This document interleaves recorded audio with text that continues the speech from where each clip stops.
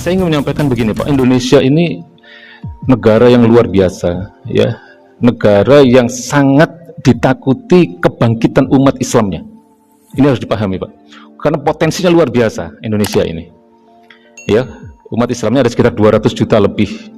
Maka yang ditakutkan dari umat Islam Indonesia adalah kalau mereka punya keinginan untuk bersatu.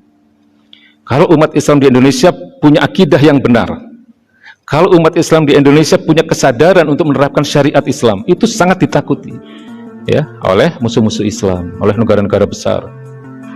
Maka yang ingin saya katakan tadi, bahwa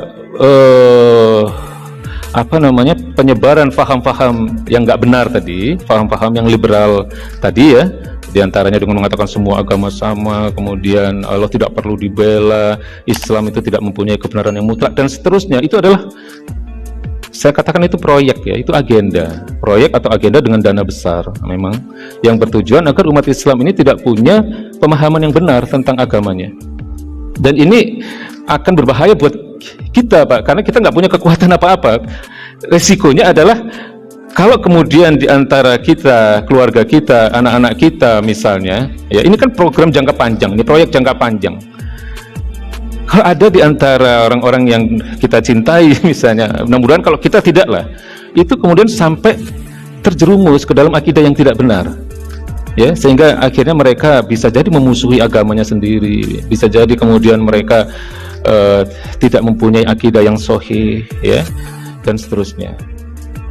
Jadi ini sebenarnya saya mengatakan ini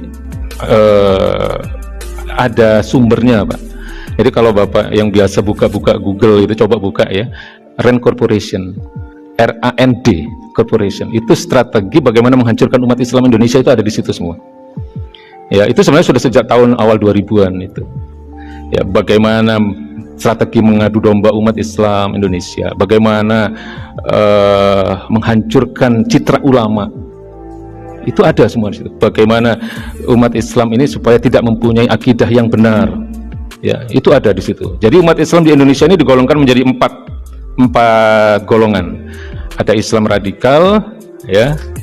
Jadi Islam radikal itu orang-orang Islam yang ingin menerapkan agamanya dengan benar, itu disebut Islam radikal.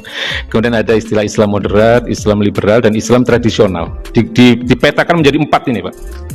Ya, ini selebihnya Bapak lihat sendiri kalau mau nyari, ya, bagaimana strategi menghancurkan umat Islam di Indonesia.